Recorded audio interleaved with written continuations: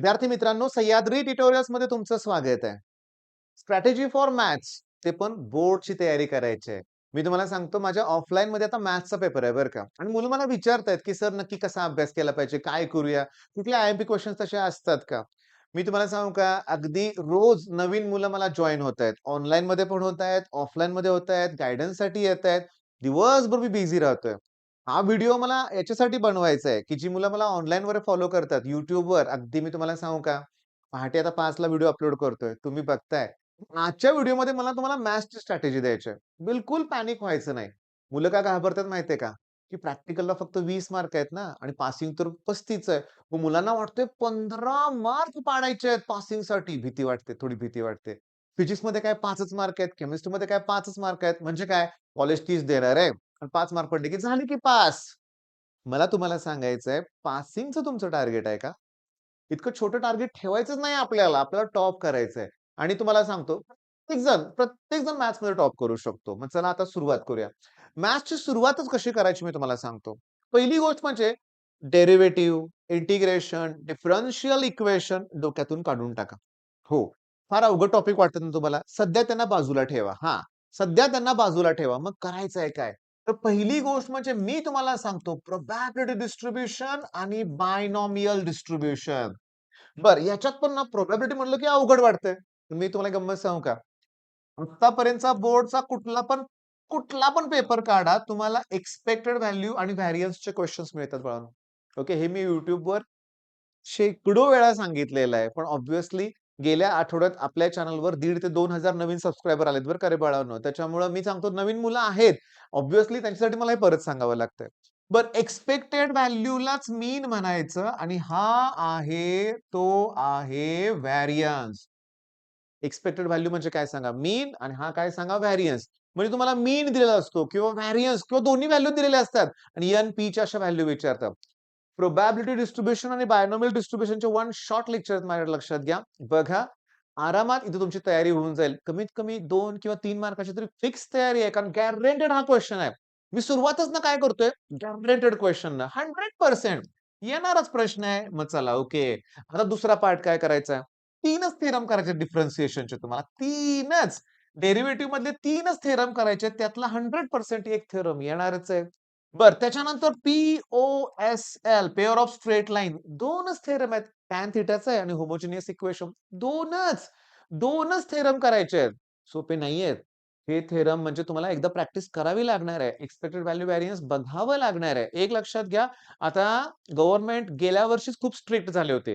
Copy centre असा प्रकारच राहिला नव्हता. सीसीटीव्ही आता सांगतो यावर्षी तर एक्स्ट्राऑर्डिनरी स्ट्रिक्ट असणार आहे. ते प्रत्येक कॉलेजमध्ये वेगळी अरेंजमेंट असणार आहे. मग आता डोक्यातून काढून टाका. पप्पांच्याच ओळखीचं कॉलेज आहे, प्रिन्सिपल आमच्या ओळखीचेच आहेत, आपलंच कॉलेज आहे. हे आता असलं काही नसणार आहे. बरं मी हे का सांगतोय?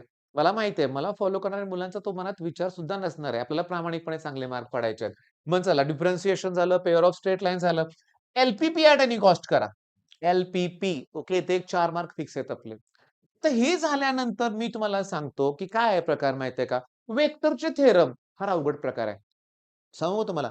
वेक्टरमध्ये थेरम काय? Altitudes are concurrent, medians are concurrent, angle bisectors are concurrent, angle inscribed with the semicircle is a right angle. पॅरलोग्रामच्या प्रॉपर्टीज आहेत. पुन्हा तुम्हाला सांगतो त्याच्यानंतर थेरम्समध्ये section formula for internal division प्रूफला येतं. सेक्शन फॉर्म्युला फॉर एक्सटर्नल येतं. म्हणजे थोडक्यात ना 10 ते 15 प्रॉपर्टीज आहेत. हो. आणि त्यातला गॅरंटी नाही आला तर एखादा थेरम येऊ शकतो किंवा येऊ पण शकत नाही. पण वेक्टर 12 मार्काला आहे. ह्यातली एक प्रॉपर्टी येण्याची शक्यता जास्त आहे. पण नंबर ऑफ क्वेश्चन जास्त आहे. त्यामुळे तुम्हाला काय करायचं सांगतो. तुम्हाला जर करायचंच असेल तर ह्या थेरम सगळे अगोदर केले पाहिजेत. डेरिव्हेटिव्हचे 3 थेरम डिव्हिजन पटकन होते. पण वेक्टरचे थेरम जर परफेक्ट केले नसतील तर एक्झामच्या आदल्या दिवशी करणं फार अवघड जातंय. मग करूया की आत्ताच. मी तुम्हाला सांगतो वेक्टरचे पण सगळे थेरम करून टाका. आता वेक्टर झाल्यानंतर तुम्हाला अवघड काय वाटतं इंटिग्रेशन ना? अरे पण त्यात पण प्रॉपर्टी आहेत. बाय पार्ट्स आहे. सबस्टिट्यूशनचा एक थेरम आहे लक्षात घ्या. मी इंटिग्रेशनच्या प्लेलिस्ट मधले ना 13 नंबरचा व्हिडिओ आहे माझा. तो बघा त्यात मी बाय पार्ट्सच्या प्रॉपर्टीज एक्सप्लेन केलेत. ओके. त्याच्यानंतर अजून मी तुम्हाला सांगतो एक काम करतो मी जरा वेळ काढून बरं का. या व्हिडिओमध्ये अपलोड झाल्यानंतर मी तुम्हाला सांगतो, मी तुम्हाला किंवा मी जमलं तर लिंक डिस्क्रिप्शनमध्ये द्यायचा प्रयत्न करतो आणि पिन कॉमेंट पण करतो बरं का, की मी आय-एम-पी क्वेशन्स देतोच तुम्हाला लक्षात घ्या. ओके. म्हणजे आय-एम-पी व्हिडिओज माझे शोधून ज्यात थेरम्स वगैरे आहेत, वेक्टरचे वगैरे थेरम्स आहेत ते तुम्हाला देतो.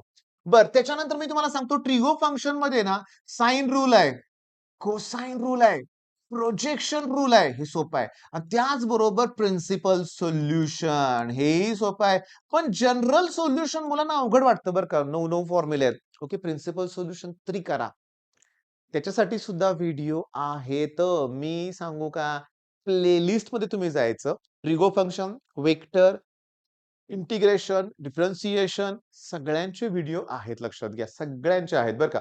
मग त्याला एवढं आपण करत गेलो ना कॉन्फिडन्स वाढतोय. तुम्ही गंमत एक तुमच्या लक्षात आली का रे बाळांनो? मी तुम्हाला सांगतो, की ट्रुथ टेबल कंपल्सरी असतं परीक्षेमध्ये. मॅट्रिक्समध्ये खूप सोपे प्रश्न असतात लक्षात घ्या. मी 2 शॉर्ट्स अपलोड केलेत बरं का YouTubeवरती तुम्हाला सांगतो. 2x2 चा मॅट्रिक्सचा इन्व्हर्स तो तर काय सगळ्यांना माहिती आहे. पण 3x3 चा पण आहे. त्याचा पण शॉर्टकट बेस्ट आहे. तुम्हाला सांगू का मॅट्रिक्समध्ये शॉर्टकट खूप आहेत. बोर्डच्या एक्झामला शॉर्टकट नाहीत बरं का लक्षात घ्या. तिथं तुम्हाला व्यवस्थित प्रेझेंटेशन करावं लागेल. बरं ही प्रोबॅबिलिटी बायनॉमियलमध्ये हे 2च प्रश्न नाहीत. त्यात एक Kची व्हॅल्यू काढा असा एक प्रश्न असतो. तोही तितकाच इम्पोर्टंट आहे. होतं काय बघा मी तुम्हाला सांगतो. मॅथ्समध्ये ना 4 मार्काचे प्रश्न असतात 4. म्हणजे एका मार्काला 1 प्रश्न असतो. तो एकदम बेसिक प्रश्न असतो. ते तुमचे 4 मार्क गॅरंटेड आहेत. म्हणजे तुम्हाला सांगू का, सरळ-सरळ असं विचारतात बघा, की ई रेज टू एक्सचं इंटिग्रेशन. हां, आलेल्या प्रश्नावर मी 2-3 वेळा एक्सप्लेन केलंय. आता ई रेज टू एक्सचं इंटिग्रेशन काय? E raise to x plus सीच येणार आहे. मिळाला 1 मार्क. तसेच एकदम सिंपल प्रश्न परीक्षेत असतात. पण होतं काय बघा, तुम्ही घाबरता कुठं? डिफरन्शिएशन, इंटिग्रेशन टॉपिक मोठे आहेत. हो, ॲप्लिकेशन ऑफ डेरिव्हेटिव्ह मी तुम्हाला सांगू का? ॲप्लिकेशन ऑफ डेरिव्हेटिव्हमध्ये तुम्ही एल-एम-व्ही-टी, रोल्स थेरम थोडंसं जर तुम्ही समजून घेतलं ना, सोपं आहे ते. हां, सोपं आहे. इतकं डिफरन्शिएशन नाहीये. But differential equation, order and degree सोपा प्रश्न आहे. म्हणजे तुम्हाला एक काम करायचं आहे, की तुम्हाला टार्गेट करायचे आहेत 2 मार्काचे क्वेशन. आता सांगतो एम-सी-क्यू ही 2 मार्काचीच आहे. ओके, मग 2 मार्काचे प्रश्न म्हणजे एकदम ईझी आहेत. आता मी तुम्हाला सांगू का? मी तुम्हाला असं सांगतो लक्षात घ्या. अगदी मी तुम्हाला व्यवस्थित सांगतोय. While an application. While an ॲप्लिकेशनमध्ये तुम्ही जर गेला, क्वेशन पेपर बघितला आणि मॅथ्सचा जून-जुलैमध्ये झालेला पेपर बघूया आपण. तर मी तुम्हाला सांगतो, inverse of the statement pattern विचारलंय. ॲक्चुअली सांगतो आता तुम्हाला सांगतो. अगदी सोपं, अगदी सोप्यातला सोपा प्रश्न. अगदी सोप्यातला सोपा प्रश्न मी तुम्हाला सांगतो. जनरल सोल्युशन असेल 1/√x इंटिग्रेशन विचारलं. मी तुम्हाला काय बोललो? ई रेज टू एक्स आहे ना, तसं 1/√x. हे बघा 2/2 चा को-फॅक्टर विचारलाय लक्षात घ्या. पोलार कार्टेशियनचं पोलार कन्व्हर्जन आहे. हेही सोपंच आहे. म्हणजे मला हे 2-2 मार्काचे प्रश्न आहेत ना, दिसतंय खूप ईझी आहे. बरं 1 मार्काला कुठला प्रश्न आलाय? 1/√x चं इंटिग्रेशन विचारलंय. चला मी याला 2 ने डिव्हाईड करतो, 2 ने मल्टिप्लाय करतो. √x चं डेरिव्हेटिव्ह 1/2√x. बघा √x चं डेरिव्हेटिव्ह 1/2 मग 1/2 रूटचं इंटिग्रेशन रूट एक्स संपला. 1 मार्क मिळाला. म्हणजे नुसते फॉर्म्युले जरी केले तरी होतंय ना. हे बघा, नीट बघा आता मी काय करतोय बघा सेक्शन डी पासून सुरुवात करतो. बाय पार्ट्स प्रॉपर्टी 4 मार्काला आलाय. 4 मार्काला. डिफरन्शिएशनचं थेरम 4 मार्काला आलाय. एल-पी-पी 4 मार्काला आलाय. Volume of the parallel pipe 4 मार्काचा प्रश्न आहे. मेथड ऑफ रिडक्शन आणि मग थोडक्यात झाले की डिसेक्शनचे 5चे 5 प्रश्न फिक्स झालेत. 20 मार्क फिक्स आहे तुमच्या लक्षात घ्या. Probability distribution, expected value variance आणि इथं Kची व्हॅल्यू काढा असा प्रश्न आला लक्षात घ्या. मी तुम्हाला सांगतो म्हणजे टॅन थीटाचा पण थेरम आलाय. आता एक काम करतो थांबा मी कोसाइन रूल पण आलाय. एक्स्पेक्टेड व्हेरियन्सचा पण क्वेश्चन आहे. म्हणजे मी तुम्हाला आता जे तोंडी पट प्रश्न सांगितले ना तुम्हाला जे तोंडी पट प्रश्न सांगितले 40 ते 50 मार्काचा पेपर फिक्स आहे. एक काम करूया चला. मी तुम्हाला सांगतो आपण आता कुठला पेपर बघितला? रिपीटर पेपर बघितला. चला आता जूनमध्ये आलेला पेपर बघूया आपण. सॉरी फेब्रुवारीमध्ये आलेला प्रश्न. सेक्शन डी कडे तुम्हाला नेतोय. म्हणजे गेल्या वर्षीचा बोर्डचा पेपर बरं का. इंटिग्रेशन प्रॉपर्टी विचारलेली आहे. डिफरन्शिएशन थेरम आलेला आहे. एल-पी-पी 4 मार्क फिक्स आहेत. वेक्टरचं थेरम आलं. Homogeneous equation. Pair of straight लाईनमध्ये 2च थेरम आहेत. एक तर टॅन थिटा किंवा होमोजिनियस. होमोजिनियस आलंय लक्षात घ्या. बरं अजून कुठले इम्पोर्टंट प्रश्न आहेत का बघूया आपण बरं का. मी तुम्हाला सांगतो डिस्प्लेसमेंटचं 2 वेळा रिपीट झालंय. कोसाइन रूल नाही आला, पण तुम्हाला सांगतो त्याच्यावरचं न्यूमेरिकल आलंय लक्षात घ्या. अतिशय सिंपल क्वेशन. 2/2 चं मगाशी को-फॅक्टर होतं. इथे एडजॉइंट विचारलंय लक्षात घ्या. एडजॉइंट आणि मी आता सांगतो 1 मार्कचे क्वेशन्स एकदम ईझी आहे. ऑर्डर अँड डिग्री विचारलंय. ऑर्डरच फक्त विचारलंय. ओके सापडला प्रश्न मला. मीन आणि व्हेरियन्स दिलाय आणि एन विचारलंय. मीन आणि व्हेरियन्स दिलाय आणि एन विचारलंय. म्हणजे ठरलेला प्रश्न. एम-सी-क्यू 2 मार्काचे म्हणजे सगळे प्रश्न ठरलेले आहेत. आता फक्त एक काम करा, तुम्हाला अभ्यास करावा लागेल. मी तुम्हाला सांगू का? आपल्या चॅनलवर ज्या काही तुम्हाला मी बोललो, की प्लेलिस्ट मी तुम्हाला दाखवतो बरं का, लक्षात घ्या. मी तुम्हाला दाखवायचा प्रयत्न करतोय, तुम्ही समजून घेण्याचा प्रयत्न करा. ओके. सह्याद्री ट्युटोरियल्स. ओके. आपल्या चॅनलवरती जायचंय तुम्हाला आणि प्लेलिस्टमध्ये. आता मी तुम्हाला सांगतो, की या प्लेलिस्टमध्ये तुम्ही क्लिअरली कोणत्या सुरुवातीच्या प्लेलिस्ट जाऊ दे म्हणूया आपण. जरा थोडंसं बघा आता. Okay, okay. वेक्टर जरा व्हिडिओ आहेत. छोटे-छोटे व्हिडिओ आहेत आणि त्याच्यात मी तुम्हाला काय केलंय, थेरम सगळे घेतलेत. ट्रिगो फंक्शन 9 पार्ट आहेत. Sine rule, cosine rule separate पार्टमध्ये घेतलेत. Application of derivative 10. मग आता इथे सगळं घेतलंय. ॲप्लिकेशन डेरिव्हेटिव्ह सगळं आहे तुमच्याकडं. डेरिव्हेटिव्ह 16 विथ थेरम असणार आहे, लक्षात घ्या. पण एक जुनं आहे बरं का, 17 व्हिडिओची एक प्लेलिस्ट होती बरं का, इंटिग्रेशन 4-5 वर्षापूर्वीची आहे बरं का. की इंटिग्रेशन. आता हां, इंटिग्रेशन 17. या 17 पैकी ना सांगतो, या 17 पैकी ना 13व्या नंबरमध्ये बाय पार्ट्स आहे. पण तुम्ही थोडंसं शोधा ना. सगळे थेरम आहेत त्याच्यात, लक्षात घ्या. काय पाहिजे? इंटिग्रेशन आहे, डिफरन्शिएशन आहे, ट्रिग्नोमेट्री फंक्शन आहे, वेक्टर आहे. सगळे हायेस्ट वेटेज टॉपिक जे आपल्या ह्याच्यावर चॅनलवरती आहेत, प्लेलिस्टमध्ये सगळं आहेत. मग आता सबस्क्राईब करा, चॅनलला केलं नसेल तर. आणि समजून घ्या, मॅथ्सला घाबरू नका. पण तुम्ही पेपर दिले पाहिजेत. तुम्ही टेस्ट दिल्याच पाहिजेत. क्लासमध्ये किंवा मी तुम्हाला सांगू का, की तुमच्या शहरातलं जे चांगलं कॉलेज असेल, त्यांचे पेपर बघाच तुम्ही प्रिलिमचे.